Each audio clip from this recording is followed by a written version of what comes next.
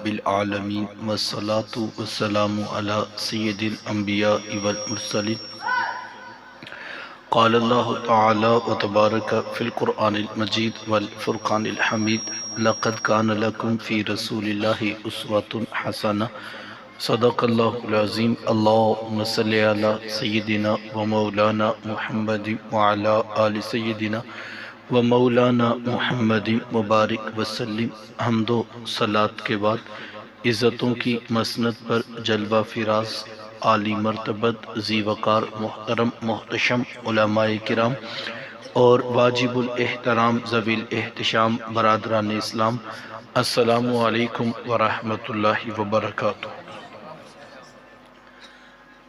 بیٹا اس کی نا eco of کر دیں، ہمیں صرف ایک ساتھی آواز پہ اس کو چاہیے۔ اللہ آپ کو جزا عطا فرمائے۔ بتوفیق باری تعالیٰ مجھے اور آپ کو درس قرآن مجید کی سعادت حاصل ہو رہی ہے۔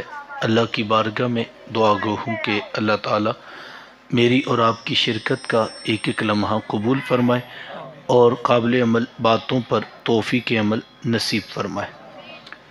ارشاد فرمایا، وَقَضَىٰ رَبُّكَ أَلَّا تَعْبُدُوا إِلَّا إِيَّاهُ وَبِالْوَالِدَيْنِ إِحْسَانًا۔ صدق اللہ العظیم۔ ارشاد فرمایا، اور تیرے رب نے فیصلہ کر دیا کہ اس کے سوا کسی کی عبادت نہیں، سجدہ صرف اللہ کی ذات کو ہے، اور وہی ذات اس بات کا حق رکھتی ہے کہ انسان کی پیشانی اسی کے آگے جھکے۔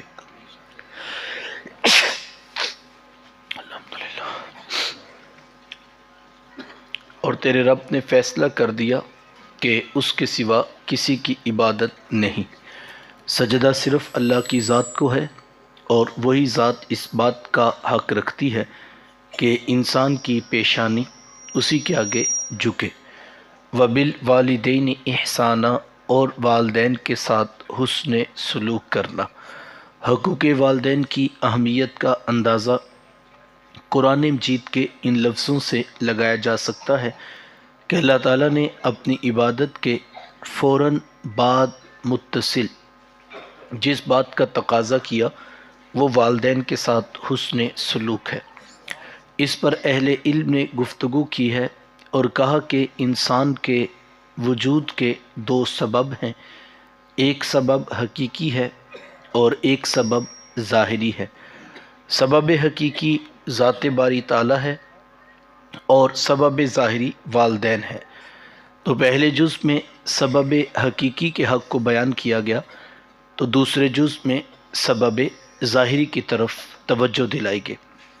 ماں باپ کس قدر اہمیت کے حامل ہیں۔ میرے حضور تشریف فرما تھے، صحابہ بیٹھے تھے کہ دور سے ایک بوڑھی خاتون کو اپنی طرف آتے دیکھا۔ آقا کریم علیہ السلام کی نظر پڑی تو میرے حضور اٹھ کھڑے ہوئے، میری ماں پکارتے ہوئے اور دوڑ لگاتے ہوئے ان کے قریب پہنچے، پھر کندھوں سے وہ چادر اتار کر نیچے زمین پر بچھا دی جسے میں اور آپ کائنات کا قیمتی اثاثہ سمجھتے ہیں۔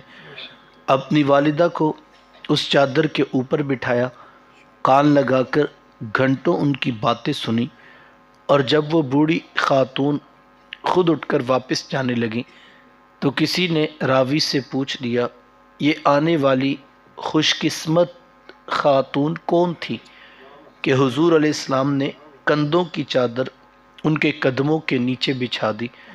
تو بتانے والے نے بتایا کہ تمہیں نہیں پتہ، یہی تو حضور علیہ السلام کی رضائی والدہ حضرت حلیمہ سعدیہ سلام اللہ علیہ۔ سگی ماں تو سگی ماں ہے، میرے حضور علیہ السلام نے تو دودھ پلانے والی ماں کو بھی اتنی عزتیں عطا کی ہیں۔ ماں باپ کیا ہوتے ہیں یہ زمانے کو میرے حضور علیہ السلام نے آ کر بتلایا۔ آقا کریم علیہ السلام تشریف فرما تھے کہ ایک نوجوان حاضر خدمت ہوتا ہے اور آ کر عرض کرتا ہے کہ حضور جی میں جہاد پہ جانا چاہتا ہوں، یعنی میں یہ چاہتا ہوں کہ میں ہاتھ میں تلوار پکڑ کر دشمنان خدا اور رسول کے اوپر ٹوٹ پڑوں اور اس راہ میں اپنی جان جیسی متاع عزیز پیش کر دوں۔ اتنے بڑے کام کی آنے والا اجازت طلب کرتا ہے، لیکن میرے حضور کیا ارشاد فرماتے ہیں، احی والداک، کیا آپ کے ماں باپ زندہ ہیں؟ قال نعم، جی حضور زندہ ہیں۔ قال ففیہما فجاہد، فرمایا جاؤ ان کی خدمت کرو، یہی تمہارا جہاد۔ ماں تڑپ رہی ہو، بیٹا جہاد کرے یا تبلیغ، اللہ کا قرب نہیں ملے گا جب تک ساتھ میں ماں باپ راضی نہیں ہوں گے۔ ماں باپ کو اس قدر اہمیت حاصل ہے، یقین جانیے ہمیں تو شاید اس بات کا آج تک ادراک ہی نہیں ہو سکا کہ ماں باپ کی خدمت انسان کو کہاں تک پہنچا دیتی ہے۔ آپ نے علماء سے وہ روایت سنی ہوگی کہ حضرت موسیٰ علیہ السلام نے پوچھا تھا کہ مالک میرا جنت کا ساتھی کون ہے؟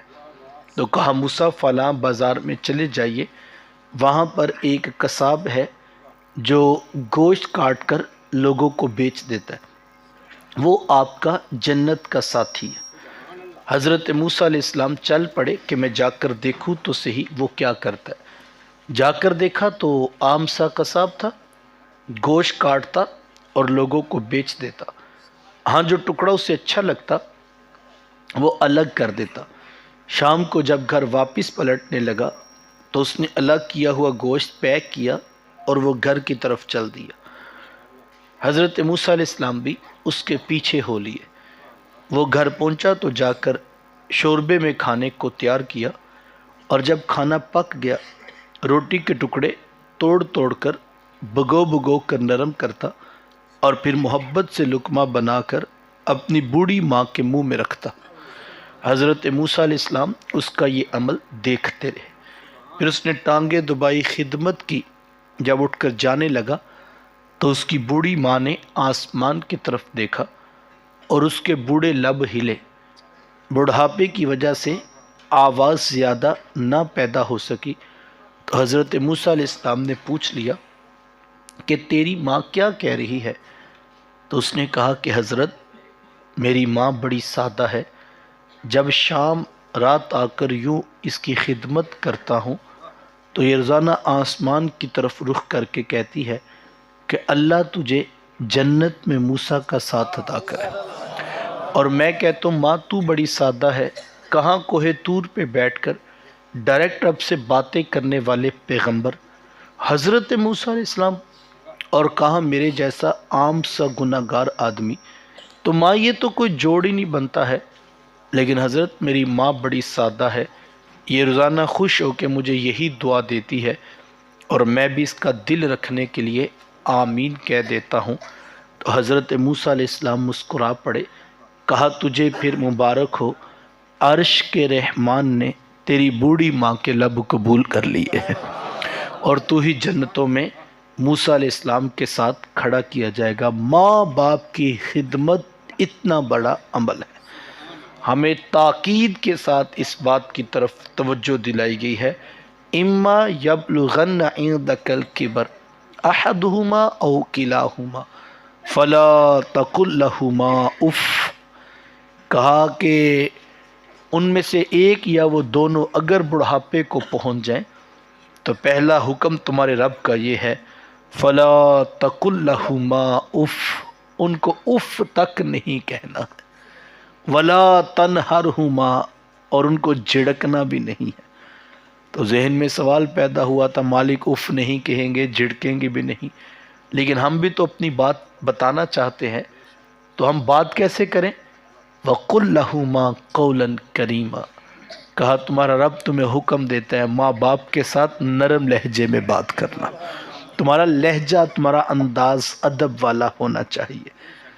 لیکن آگے خود کہا کہ کوئی شخص ایسا بھی تو ہو سکتا ہے نا کہ جو اف بھی نہیں کہتا، جھڑکتا بھی نہیں ہے، نرم لہجے سے بھی بات کرتا ہے، تو کیا وہ اس نے حق ادا کر دیا؟ تو ایسے لگتا ہے جیسے قرآن بتا رہا کہ نہیں، وَقُلْ رَبِّ ارْحَمْهُمَا كَمَا رَبَّيَانِي صَغِيرًا، حق تو ادا ہو ہی نہیں سکتا، تو مالک پھر میں کیا کروں؟ کہا پھر دعا کیا کرو، مولا جس طرح انہوں نے بچپنے میں میرے پہ شفقتیں کی ہیں اب بڑھاپے پہ تو ان کے اوپر ابر کرم فرما دے۔ تو ہمیں یہ طریقہ سکھایا ہے، عبادت کے ساتھ ساتھ یہ حکم دیا کہ تم نے عبادت میری کرنی ہے، لیکن ماں باپ کے احسانات کو کبھی بلانا بھی نہیں ہے۔ یہ ہمیں تاکید سے کہا گیا۔ اس سے بڑھ کر شان و منزلت، مقام و رتبہ اور کیا ہوگا کہ یہاں تک فرما دیا کہ جس کا باپ راضی ہے ہم ضمانت دیتے ہیں اس کا عرش کا رحمان بھی راضی ہے، اور جس کا باپ ناراض ہے اس کا عرش کا رحمان بھی ناراض ہے۔ یہ بنیادی دین کی تعلیمات ہے جو ہمیں دی گئی ہیں۔ علماء نے 3 باتیں لکھی ہیں اور کہا کہ اگر کوئی شخص یہ چاہے کل قیامت کے دن اس کے ماں باپ اس سے راضی ہو کر ملاقات کرے تو اسے زندگی میں یہ 3 کام ضرور کرنے چاہیے۔ آج کی اس نشست سے میں اور آپ یہ 3 باتیں بطور سبق سن لیں گے اور پھر ساری زندگی ان باتوں پر عمل پیرا ہونے کا عہد کیجیے۔ اور صرف آج کی اس نشست میں نہیں، میری آرزو یہ ہوگی، میری درخواست یہ ہوگی کہ جب بھی کسی دین کے نام پر سجی ہوئی مجلس میں بیٹھیں تو اس نیت کے ساتھ بیٹھیں کہ مالک جو سنے اس پر عمل کی توفیق دے۔ ہمارے ہاں محفلیں تو بڑی ہیں، جلسے تو بڑے ہیں، خطابات تو بہت ہیں، لیکن قوم کا عمل میں رجحان اس طرح نہیں بن سکا۔ یہ اس دور کا المیہ ہے کہ اتنی خیر کی بات، یہ سوشل میڈیا بھرا ہوا ہے، ایک ایک شخص نے 10 کلپ لگائے ہوئے ہیں، ہر کوئی نیکی کی دعوت دے رہا ہے، لیکن معاشرے میں تو فرق نظر نہیں آتا۔ بہت سارے لوگ ہیں جو اعتراض بھی کرتے ہیں، وہ دکھائی دیں گے کہ جناب کیا فائدہ اتنے جلسوں کا، اتنی محفلوں کا، فرق تو کوئی بھی نہیں ہے، جھوٹ اسی طرح ہے، دھوکہ اسی طرح ہے، فریب اسی طرح ہے، خیانت اسی طرح ہے، کرپشن اسی طرح۔ تو لوگ بات تو کرتے ہیں، ظاہری بات ہے، ہر طرح کے لوگ موجود ہیں معاشرے میں۔ تو بعض کا لوگ ہم سے بھی پوچھتے ہیں تو میں 2 باتیں کہا کرتا ہوں۔ میں کہتا ہوں ایک تو یہ پہلی بات ہے کہ ذرا ایک لمحے کے لیے ہم اپنے محافل کے سٹیج اٹھا کر دیکھیں کہ ہمارے سٹیجوں میں بچا بھی کیا ہے۔ بکے ہوئے خطیب، بھانڈ قسم کے نقیب اور ڈانس کرتے نعت خواں ہم نے سٹیجوں پہ کھڑے کر دیے۔ تو پیچھے بچی تھی عوام، تو وہ بینکوں سے نئے نوٹ نکال لائے اور کلف لگے کپڑے پہن کر انہوں نے کیمرے کے آگے یوں کھڑے ہو کر پھینکنے شروع کر دیا۔ وہ اپنی مشہوری کے چکر میں ہے اور آنے والا اپنے نوٹوں کے چکر میں۔ تو اس طرح کی تو 100 کیا 1,00,000 محفلیں بھی کروا لے، کوئی فرق نہیں پڑے گا۔ بڑا ہی نادان ہوگا جو اس طرح کی محفلوں سے کسی خیر اور کسی انقلاب کا خواب دیکھ رہا ہو۔ یہاں سے کچھ بھی نہیں ہونے والا، اور اگر ہونے والا ہوتا تو اب تک ہو چکا ہوتا۔ یہ صرف کاروبار ہے، اور ہاں جو کر رہے ہیں ان کا بہت کچھ بن رہا ہے۔ ان کا تو اتنا کچھ بن گیا کہ مدرسوں کی چٹائیاں بھی ٹوٹی رہ گئیں اور ان کے ماڈل گاڑیوں کے لیٹسٹ ہوتے جا رہے ہیں۔ تو ان کے لچھن اور ان کے انداز، جتنا ان پڑھ جاہل نعت خواں ہوتا ہے، جتنا جو ہے وہ بھنڈ قسم کا خطیب ہوتا ہے، جس کو دین اور شریعت کی الف بے کا بھی نہیں پتہ ہوتا، وہ پیر ہو، وہ نقیب ہو، وہ خطیب ہو، جتنا جاہل ہو اتنا زیادہ ہٹ ہوتا ہے ہمارے ہاں، چونکہ ہمارے ہاں قوم کے اندر شعور کی دولت اس طرح موجود نہیں ہے۔ تو کاش ہم اس پر سنجیدگی سے دیکھیں اور غور کریں کہ دینی مدارس، علم، علماء کی جب حمایت میں ہم نہیں کھڑے ہوں گے تو پھر یہ کچھ ہی ہمارے سامنے آئے گا۔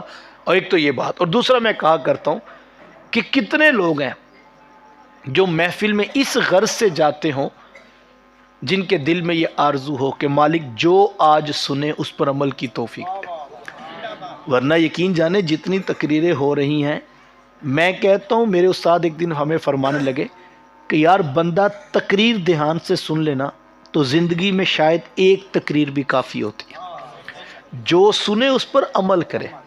اس سے پہلے اتنے جلسے نہیں ہوتے تھے، آپ 15 20 25 سال گزر جائیں پیچھے، سال میں ایک جلسہ ہوتا تھا گاؤں میں، اور لوگ دور دراز سے دیہاتوں سے کسی عالم کو سننے آتے تھے، چونکہ لوگ میسر ہی نہیں ہوتے تھے اور سفر اتنے صعوبتوں والے تھے، لیکن وہ لوگ عمل میں پکے تھے، چونکہ جب سنتے تھے پھر اس کے اوپر عمل کرتے تھے۔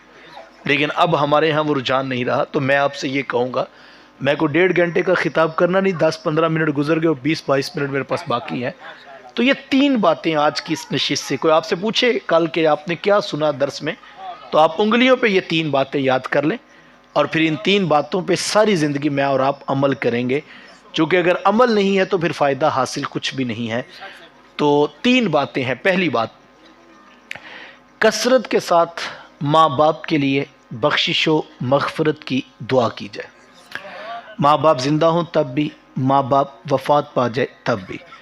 ایک روایت میں ہے کہ جو شخص روزانہ اپنے ماں باپ کی بخشش کی دعا کرتا ہے، میرے حضور فرماتے ہیں اس کے رزق میں کبھی بے برکتی نہیں آتی، اللہ تعالیٰ اس کو رزق کی فراوانی دیتا ہے۔ اب دعائے بخشش کا انداز کوئی بھی ہو سکتا ہے۔ آپ کل کا ختم دلوائیں، چہلم کی تقریب رکھیں، یا سالانہ برسی کے عنوان پر لوگوں کو جمع کریں اور پھر اپنے ماں باپ کے لیے بخشش کی دعا کروائیں، تو یقیناً یہ باعث برکت ہے۔ لیکن اس مصروف ترین دور کے اندر کس کے پاس اتنا وقت ہوگا کہ وہ روزانہ سینکڑوں ہزاروں لوگوں کو جمع کرے اور پھر اپنے ماں باپ کے لیے بخشش کی دعا کروائے؟ گاہے بگاہے دوست احباب اس طرح کی محافل کا انعقاد کرتے ہیں، لیکن روزانہ تو آپ یہ نہیں کر سکیں گے، اور دعا تو روزانہ کرنی چاہیے، بلکہ دن میں کئی بار کرنی چاہیے۔ تو پھر کیا کیا جائے؟ علماء نے بڑی خوبصورت بات لکھی، کہا آپ کوشش کر کے، محنت کر کے 5 وقت کے نمازی بن جائیے۔ یہ اتنا خوبصورت عمل ہے، اتنا خوبصورت عمل ہے کہ بیٹے کی کوئی نماز پوری نہیں ہوتی جب تک وہ یہ دعا نہیں کر لیتا، ربنا اغفر لی والی والدی، کہ مالک مجھے بھی بخش دے، میرے ماں باپ کو بھی بخش دے۔ یہ بہترین وظیفہ ہے۔ ایک تو رب کا حکم ہے، سینکڑوں مرتبہ پڑھنے کی تاکید ہے، نہ پڑھنے پر سخت عذاب کی وعید ہے، اور دوسرا محبوب علیہ السلام کی بھی آنکھوں کی ٹھنڈک ہے، اور تیسرا بیٹے کی نماز ہی پوری نہیں ہوتی جب تک وہ بخشش و مغفرت کی دعا نہیں کر لیتا۔ نماز نماز نماز، آخری وصیت امت کے نام یہی تھی، لوگوں نماز نہ چھوڑنا، لوگوں نماز نہ چھوڑنا، لوگوں نماز نہ چھوڑنا۔ آج ہم دیکھیں ہم کہاں پہ کھڑے، 95% لوگ ہیں جو عملاً نماز کا بائیکاٹ کر چکے ہیں۔ ہماری مسجدیں ویران ہیں اور ہمارے گھر قبرستان بنے ہوں۔ جس گھر میں کوئی شخص اٹھ کے سجدہ کرنے کے لیے تیار نہیں، وہ گھر قبرستان نہیں تو اور کیا ہے؟ ہم اس پر سنجیدگی سے دیکھنے کا مزاج پیدا کریں۔ ذرا ہم اپنے گھر کی صبح کا منظرنامہ تو ملاحظہ کریں کہ حالت کتنی دردناک ہے۔ کون رہتا ہے جناب گھر میں ڈاکٹر موجود ہے؟ کون ہے جناب گھر میں BCom کیا ہوا بچے نے؟ کون رہتا ہے گھر میں جناب گھر کے اندر پڑھے لکھے سمجھدار پریا میں بیٹھنے والے لوگ موجود ہیں؟ پورا گاؤں ان کی بات کو سنتا ہے، وہ رہتے ہیں بڑے سمجھدار ہیں جناب، لیکن ان کے گھر کی صبح کی حالت کیا ہے کہ صحن میں اگے ہوئے درخت پہ چڑیاں تو رب کی تسبیح پڑھ رہی ہیں، لیکن یہ حضرت انسان لمبی تان کے سوئے ہوئے، ان کو ہوش ہی کوئی نہیں ہے، اور اتنے غافل ہیں اپنے پیدا کرنے والے کی بھی پہچان نہ رہی۔ جس خالق نے وجود دیا، جس نے انواع و اقسام کی نعمتیں دی، جس نے رنگ برنگ کے کھانے دیے، جس نے سر کے بالوں سے لے کر پاؤں کے ناخنوں تک اس کو کرشمہ قدرت قرار دے دیا، اس رب کو یہ انسان بھولا ہوا ہے۔ نعرہ تکبیر، نعرہ رسالت، نعرہ خلافت، نعرہ حیدری، نعرہ حیدری، لجپال لجپال۔ سارے احباب اس الفاظوں کا جواب دے سو، لجپال لجپال، پیر سراغ پیر سراغ، لجپال لجپال، پیر سراغ پیر سراغ، لجپال لجپال، پیر سراغ پیر سراغ، لجپال لجپال، پیر سراغ پیر سراغ۔ ماشاءاللہ جزاک اللہ۔ تمام احباب اپنی اپنی جگہ تے تشریف رکھو۔ سڈے تے جلوگر ہیں آستانہ عالیہ پیر سراغ شریف تو تشریف گھنن۔ تو میں بات کر رہا تھا کہ نماز پنجگانہ کا اہتمام کیا جائے۔ ہر شخص کو یہ دیکھنا ہوگا کہ اس کی صبح کتنی اداس صبح ہے، جو شخص اللہ کے حضور جھکنے کے لیے بھی تیار نہیں ہے، اتنا عقل مند ہے، اتنا فہم شناس ہے کہ جب بات کرتا ہے تو جناب لوگ اس کی گفتگو کو سنتے ہیں۔ پریا میں فیصلہ یہ کرتا ہے، एकड़ों के हिसाब से ज़मीनें ये बना चुका, बेटों को बैरून मुल्क भेजने के लिए इसने तगोताज की। क्या कुछ है जो इसने नहीं किया, ये उड़ती चिड़िया के पर भी गिन लेता है। लेकिन इतना ना आशना है कि जिस खालिक ने इसको वजूद दिया उसके हुजूर झुकने की भी तौफीक नहीं, उसके हुजूर आने के लिए भी ये आमादा नहीं है। तो ये एक बुनियादी चीज़ है। पहला हुक्म हमारे लिए इस्लाम का ये है कि हम नमाज पंजगाना का एहतमाम करें। आप इतने लोग मौजूद हैं, मैं आपको दावत पेश करता हूँ, उंगली पकड़कर अपने बच्चे को मुसल्ले पे खड़ा करें। यकीन जानिए बड़े खुशकिस्मत हैं वो लोग जिनकी औलादें पंजगाना नमाज की आदत रखती। हो सकता है हमारे जाने के बाद हमारी औलादें हमारी कब्रों पे ना आ सके। हो सकता है बेटा बैरून मुल्क चला गया, बैरून शहर कारोबार सेट हो गया, आबाई गांव में आना नसीब ही नहीं हुआ। उसको आना चाहिए, उसके आने की अलग बरकत ज़रूर है, लेकिन हो जाता है बाज़ वक़्त बच्चे बैरून मुल्क चले गए, बैरून शहर चले गए। तो मैं कहता हूँ कोई बात नहीं, जैसे ही बेटा दफ्तर की कुर्सी से उठकर वुज़ू करके मुसल्ला बिछाएगा और हाथ बांध के कहेगा मौला रब्बुल आलमीन तू है, रहमान तू है, रहीम तू है, मालिकी यौमिद्दीन तू है, कभी रुकू में कभी सर सजदे में रख के कहता है कि मौला आला तू है, अरफा तू है, अफजल तू है। फिर घुटने बिछा के बैठ गया और पलकें झुका के अर्ज़ करता है मौला तेरे नबी पे दुरूद भी हो, तेरे रसूल पे सलाम भी हो। अब उसकी रहमतें बरस रही हैं। मेरे बंदे तूने मुझे रहमान कहा, रहीम कहा, मालिकी यौमिद्दीन कहा, तूने रुकू व सुजूद में तस्बीह और तहमीद के साथ हमारे आला व अरफा व अफजल होने का ऐलान भी किया, इकरार भी किया। तूने हमारे नबी पे दुरूद भी पढ़ा, तूने हमारे रसूल पे सलाम भी पढ़ा। अब तू भी तो बता तू क्या चाहता है। तो ये बस एक अर्ज़ी पेश करता है, मौला बस मुझे भी बख्श दे, मेरे माँ बाप को भी बख्श दे। तो ये कितना बड़ा वजीफ़ा है जो हमें नमाज पंजगाना की सूरत में दिया गया है। तो मुझे और आपको अपनी नमाज की हिफाजत करना होगी और इस बात पे ज़रूर तवज्जो दें। जब आप कोशिश करेंगे ना तो अल्लाह बच्चों के दिल में बात डाले। ये हो नहीं सकता किसी की मेहनत किसी की कोशिश राह गां जाए, इसमें हमें कोशिश करें। बाज़ औक़ात हमारे यहाँ होता है किसी से कहें तो वो कहता है जी हमारा काम तो कहना ही है, बच्चे नमाज नहीं पढ़ते तो हम क्या करें। हम तो कहते हैं बच्चे नमाज नहीं पढ़ते तो क्या करें। बड़ी माकूल बात है, वाकई हमारा काम कहना ही है। अब बच्चे नमाज नहीं पढ़ते तो हम क्या करें। मैं आपका ये जवाब कबूल करता हूँ, वाकई हमारा काम तो कहना ही है। लेकिन मेरा एक सादा सा सवाल है, एक दिन बच्चा स्कूल नहीं गया, स्कूल वालों ने फ़ोन किया और मास्टर साहब ने कहा कि आज आपका बच्चा पढ़ने के लिए नहीं आया। तो उस वक़्त हमने ये तो नहीं कहा था कि हमारा काम तो कहना ही होता है, अब नहीं आता तो हम क्या करें। एक दिन बच्चा फैक्ट्री नहीं गया, फैक्ट्री वालों ने फ़ोन किया और कहा कि आज आपका लड़का काम पर नहीं आया, हम एक दिन की तनख्वाह काटेंगे। तो उस वक़्त तो नहीं हमने कहा था कि काट ले, हमारा काम तो कहना ही होता है। हमने तो कहा है अब नहीं जाता तो ना जाए। मैं कहता हूँ एक दिन अपनी दुकान लेट खुली, हमने बच्चे को रात कहा सुबह 8 बजे दुकान हर सूरत खोल ली।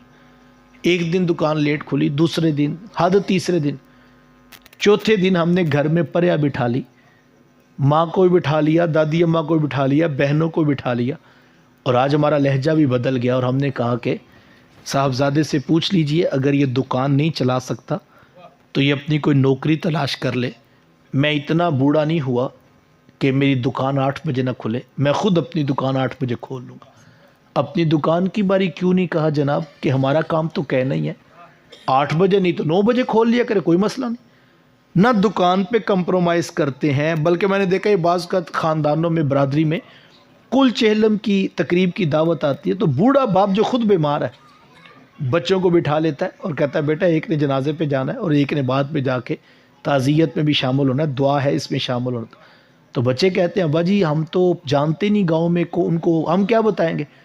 तो बाप कहता है बेटा तुमने जाना है, बताना है मैं फ़लाँ का बेटा हूँ, और साथ ये बताना आना तो अब्बा जी ने था लेकिन बीमारी की वजह से वो नहीं आ सके तो मैं उनका बेटा हूँ। बेटा हाज़िरी बड़ी ज़रूरी है। अच्छी बात है, मेरे दीन मेरे रसूल का दीन भी ये कहता है तुम गमों में शरीक हो। लोग ये शादियों पे नहीं पहुँचते, बैरून शहर भेजते हैं बच्चों को कि भाई जाना है, ये ज़रूरी है, ख़ानदान के साथ चलना है। बड़ी अच्छी बात है, मुझे कोई इतराज़ नहीं। मेरे रसूल का दीन भी ये बताता है तुम खुशियों में भी शामिल हो जाओ, तुम गमों में भी शरीक हो जाओ।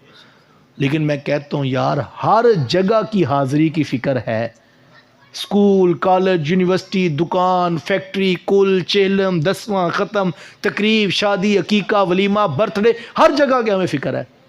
نہیں فکر تو ایک پیدا کرنے والے کی بارگاہ کی حاضری کا فکر نہیں۔ کبھی ہم نے اس کے بارے میں بھی سوچا؟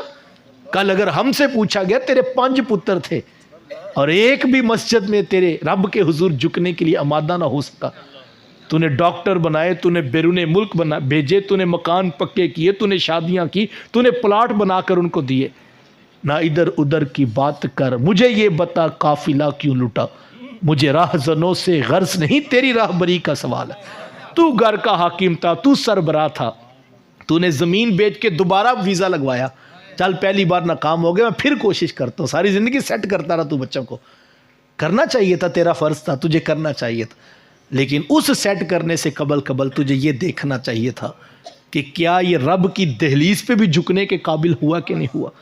ایک سجدہ جسے تو گراں سمجھتا ہے، 1000 سجدوں سے بندے کو دیتا ہے نجات۔ ایک مالک کی دہلیز پہ جھکنا اپنی اولاد کو سکھائیے، یہ ہمارا پہلا فرض ہے کہ ہم اولاد کو اس طرح، اور اگر ایسا نہ ہو سکا تو قرآن نے داستان کو بیان کیا، ما سلککم فی سقر، قرآن کہتا ہے کل کچھ لوگوں کو گھسیٹ کر کے جہنم کی طرف لے جایا جا رہا ہو، رستے میں کچھ لوگ ملیں گے اور پوچھیں گے ما سلککم فی سقر، تم آج جہنم میں کیوں جا رہے، تمہارے جہنم میں جانے کا سبب کیا ہے؟ قالوا لم نک من المصلین، وہ کہیں گے ہم نماز نہیں پڑھا کرتے تھے۔ آج نماز، وہ کسی عالم سے، کسی جو ہے وہ ماں نے سوال کیا کہ حضرت میں بچوں کو نماز کے لیے اٹھاتی ہوں لیکن بچے تو نماز کے لیے نہیں اٹھتے، مجھے بتائیں میں کیا کروں؟ کہا بہن مجھے یہ بتاؤ کہ اگر گھر میں آگ لگ جائے اور بچے سو رہے ہوں تو پھر کیسے اٹھاؤ گی؟ کہا پھر تو میں کھینچ کے باہر لے آؤں گی، میں بچوں کو آگ میں تو جلتا نہیں دیکھ سکتی۔ کہا بس یہی بتانا تھا، یہ تو دنیا کی آگ ہے، خیال کرنا اگر فجر میں نہ اٹھے تو کہیں جہنم کی آگ میں نہ چلے جائے۔ تو یہ فکر ماں کو بھی ہونی چاہیے، یہ فکر باپ کو بھی ہونی چاہیے کہ میرے بچے نمازی ہونے چاہیے۔ یہ پہلی شناخت ہے ہماری بطور مومن، بطور مسلمان، ہمیں اپنے رب کا بندہ بن کر اس کے حضور جھکنے کی عادت کو اختیار کرنا ہے۔ وقت سمٹ گیا، دوسری بات علماء نے لکھی کہ ماں باپ فوت ہو جائیں تو ان کے رشتہ داروں سے اچھا سلوک کیا جائے۔ ماں فوت ہو گئی ہے تو ماموں خالہ کے ساتھ، باپ فوت ہو گیا ہے تو چچا تایا پھوپھو کے ساتھ اس نے سلوک کیا جائے، اس سے بھی ماں باپ کی روح خوش ہوتی ہے۔ وہ کسی شاگرد نے پوچھا تھا کہ استاد جی ماں باپ فوت ہو جائے تو پھر کیا کرے؟ کہا بیٹا ماں باپ فوت ہو جائیں تو ان کی نشانیوں سے پیار کیا کرو۔ کہا حضرت ماں باپ کی بھی نشانیاں ہوتی ہیں؟ کہا ہاں بیٹا، یہ جو بہن بھائی ہوتے ہیں نا، یہ ماں باپ کی نشانیاں ہوتی ہیں۔ ماں فوت ہو گئی ہے، بہنوں کے سروں پہ شفقت کے ہاتھ رکھو، باپ فوت ہو گیا، بھائیوں کو سینے سے لگا کے رکھو، اس سے بھی ماں باپ کی روح خوش ہوتی ہے۔ ویسے بھی تعلیمات شریعت ہیں، فرمایا کہ وہ شخص جنت میں داخل نہیں ہوگا۔ پوچھا گیا حضور کون جنت میں داخل نہیں ہوگا؟ فرمایا قاطع الرحم، رشتوں کو توڑنے والا جنت میں داخل نہیں ہوگا۔ جنت میں جانا تو بڑے دور کی بات، روایات میں تو یہاں تک آیا کہ وہ شخص جنت کی خوشبو بھی نہیں پا سکے گا جو رشتوں کو توڑنے کا مزاج رکھتا ہے۔ مجھے اور آپ دیکھو 100% ٹھیک کوئی بھی نہیں ہوتا، غلطیاں، کوتاہیاں، سستیاں، غفلتیں یہ لوگوں کے اندر موجود ہوتی، تو ہمیں رشتے نبھانے ہی ہوتے ہیں، رشتوں کو لے کر ہی ساتھ چلنا ہے۔ یہ چیز سیکھنے کی ہے، اپنی اولاد کو بتانا چاہیے، بچوں کو سکھانا چاہیے کہ بیٹا، بعض اوقات ہمارے یہاں ستم یہ ہوتا ہے کہ بچہ جوان ہوا تو وہ چچا کے خلاف کھڑا ہو گیا، تو ماں اندر ہی اندر بڑی خوش ہوتی ہے کہ چلو اچھی بات ہے، میرا پتر جوان ہو گیا، اب یہ میرے سسرال کے بدلے پورے کرے گا، تو ماں بڑی خوش ہوتی ہے۔ کبھی ایسا ہوتا ہے کہ بیٹا ماموں کے خلاف ہو جاتا ہے تو باپ ظاہری طور پہ تو منع کرتا ہے لیکن اندر سے مطمئن ہوتا ہے چلو اچھی بات ہے، ماموں کے خلاف ہے نا۔ تو ہم سمجھ رہے ہوتے ہیں کہ یہ کوئی اتنی بڑی بات نہیں ہے، لیکن جو آج نفرت کا خنجر لے کے مامے کے خلاف کھڑا ہے یا چاچے کے خلاف کھڑا، چاہیے تو یہ تھا کہ جب ماموں کے خلاف کھڑا ہوا تھا تو باپ درمیان میں آتا اور کہتا بیٹا کہ جس طرح اپنی ماں کا ادب کرتے ہو اسی طرح اپنی خالہ کا ادب کیا کرو. جس طرح تم جو ہے وہ اپنے باپ کا ادب کرتے ہو اسی طرح اپنے ماموں کی بھی ادب سے بات کیا کرو. اور اگر وہ چچا کے خلاف ہوا تو ماں درمیان میں آتی اور کہتی بیٹا جس طرح اپنے باپ کا احترام کرتے ہو اسی طرح اپنے چچا کا احترام کرو. تو یہ بچے کو سمجھ آتا کہ دین احترام اور ادب کا نام. لیکن اس وقت ہم اندر اندر سے خوش ہوتے ہیں. اور پھر جب جس کو نفرت کا خنجر ہم نے پکڑا دیا ہے اور وہ کبھی ماموں کے گلے پہ رکھتا ہے تو باپ خوش ہوتا ہے, کبھی چچا کے گلے پہ رکھتا ہے تو ماں خوش ہوتی ہے, اور پھر جب اس کی شادی ہوتی ہے چونکہ وہ بدتمیز تو ہو چکا ہوتا ہے, بے ادب تو وہ ہوتا ہے, لیکن پہلے اس کے رخ جو ہے خاندان میں برادری میں رشتوں کی طرف ہوتے ہیں. پھر جب اس کی شادی ہوتی ہے نا تو تھوڑی دیر کے بعد وہ خنجر ماں باپ کے گلے پہ بھی رکھتا ہے. پھر ماں باپ کہتے پتہ نہیں کہاں سے سیکھ کے آ گیا, کہیں سے نہیں سیکھا اس نے, یہیں سے سیکھا ہے. لیکن مسئلہ یہ ہے پہلے خاندان کے خلاف تھا, کبھی مامے کے خلاف کبھی چچا کے خلاف, تو جو بدتمیز ہو گیا, جو بے ادب ہو گیا, نفرت کی تلوار جس کو تم نے پکڑا دیا ہے, پھر ضرورت پڑنے پہ شادی کے بعد وہ ماں باپ کی گردن پہ بھی رکھتا ہے. اور پھر ہمیں احساس ہوتا ہے یہ کیا ہوا, یہ کیسے, وہ کہتے ہیں ہم نے تو یہ نہیں سکھایا میاں, وہ کہیں اور سے سیکھ کے نہیں آیا تھا. لیکن مسئلہ یہ تھا اوروں کے خلاف جب کریں تو ہم کہتے ہیں ہاں اچھی بات ہے. لوگ کہتے ہیں ہمارا پتر جوان ہو گیا, پتہ لگا برادری کو. میاں یہ صرف برادری کو نہیں پتہ لگے گا, وقت آنے پہ آپ کو بھی پتہ لگے گا, لیکن اس وقت پچھتانے کا کوئی فائدہ نہیں ہوگا. اور یہ تو پھر دنیا ہے, کل آخرت میں جو ہونے والا ہے وہ آنکھیں کھول دینے والا ہوگا. دین ادب کا نام ہے, دین محبت کا نام ہے, دین رشتوں کا تقدس سکھاتا ہے. میرے محبوب علیہ السلام نے تو واضح فرمایا جو اپنے بڑوں کا احترام نہیں کرتا, چھوٹوں پہ شفقت نہیں کرتا, وہ ہمارے ساتھ نہیں ہے. تو حضور نے تو بنیاد ہمیں بتائی ہے دین کی. تو دین ادب کا نام ہے, رشتوں کو جوڑنا, رشتوں کو نبھانا, یہ دین ہے. ہمیں اس کا جو ہے وہ احساس اپنی اولاد کو اجاگر کرنا ہوگا. اور وہ کب ہوگا, جب ہمارے رویوں میں شائستگی ہوگی. چونکہ بچے ہم سے سیکھتے ہیں. جب ہم نرم لہجے میں رشتوں کا لحاظ رکھیں گے, گھروں کے اندر رشتہ داروں کے بارے میں اچھی گفتگو کریں گے, تو نتیجتاً اولاد کے سینوں میں چچا کا پیار پیدا ہوگا. جب گھر کے اندر ماموں کے نام کو, خالہ کے نام کو احترام اور عزت سے پکارا جائے گا تو نہ چاہتے ہوئے بھی اولاد کے سینے میں پیار پیدا ہوگا کہ میرے ماں باپ اتنے اچھے ہیں کہ وہ ان رشتوں کا خیال کرتے ہیں. تو آج مجھے اور آپ کو یہ کرنا ہوگا کہ اپنے رشتوں کو نبھانے کے لیے اپنی اولاد کے سامنے جو ہے وہ اچھے اخلاق کا مظاہرہ کرتے ہیں, ان کو یہ آگاہ کرنا ہوگا کہ بیٹا یہ ضروری عمل ہے اور یہ رسول اللہ کا دین ہمیں سکھاتا ہے. آقا کریم علیہ السلام کی تعلیمات ہیں کہ رشتوں کو جوڑو. اللہ اکبر. حضور علیہ السلام نے فرمایا کہ حدیث کا ایک مفہوم ہے جو میں سامنے رکھنا چاہوں گا. اس وقت سمٹ گیا کہ معاشرے کے بہت سارے مسائل ہیں, مہنگائی کا طوفان ہے, بیماریاں ہیں, پریشانیاں ہیں, مصائب ہیں. تو ان ساری چیزوں کے حل اگر آپ دیکھیں تو دو بڑے مسائل ہیں جو اس وقت معاشرے کو درپیش ہے. ایک تو مہنگائی ہے, غربت ہے, رزق میں بے برکتی ہے, اور دوسرا مسئلہ یہ ہے کہ بیماریاں بہت تیزی سے بڑھ رہی ہیں. اور اگر کسی گھر پر یہ دونوں مسائل اکٹھے آ جائیں تو ان بیچاروں کا تو حال برا ہو جاتا ہے. ایک تو ہاسپٹل میں اخراجات ہو رہے ہوتے ہیں, اور دوسرا رزق اور جو ہے وہ آمدن میں بھی جو ہے وہ خاصی کمی آ چکی ہوتی. تو ان دونوں مسائل کے حل کے لیے اگر آپ مجھ سے کوئی چیز پوچھیں تو آپ یہ خیال کریں کہ میں آپ کو کسی تعویذ والے کا نمبر لکھوا دوں یا کسی دم والے کا پتہ بتا دوں, تو میرے پاس تو ایسی کوئی آپشن نہیں ہے.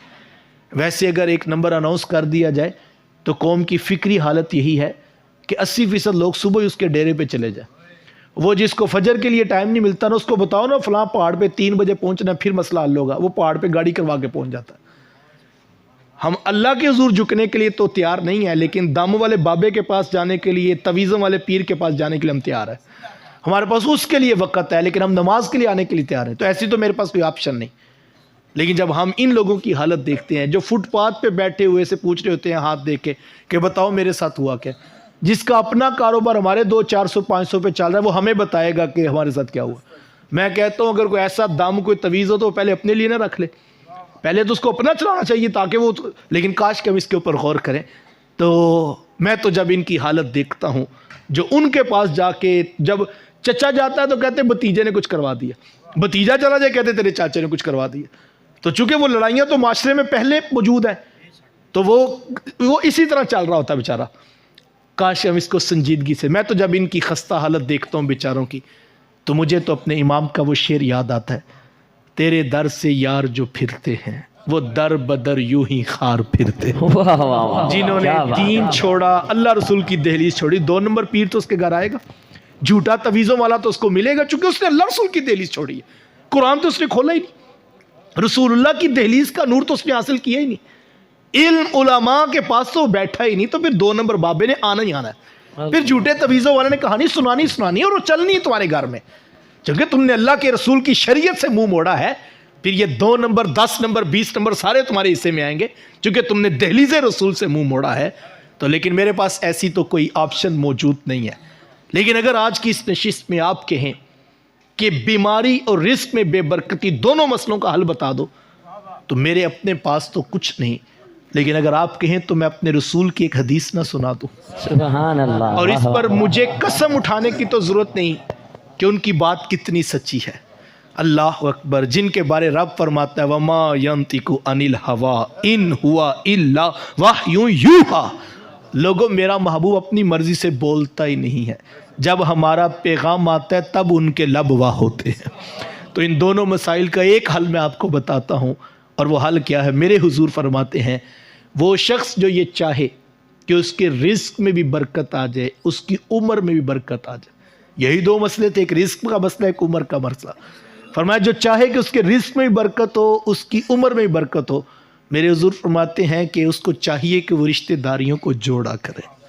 رشتہ داریوں کو جو کیا کرنا ہے؟ ایک ٹانگ پہ کھڑے ہو کے کوئی وظیفہ نہیں پڑھنا، کیا کرنا ہے؟ رات کسی قبرستان میں جا کے تویز نہیں پھینک کے آنے، کیا کرنا ہے؟ دال ماش لا کے چھت پہ نہیں پھینکنی، کسی جانور کی ہڈیاں لا کے بھی رکھنے کی لوڑ نہیں۔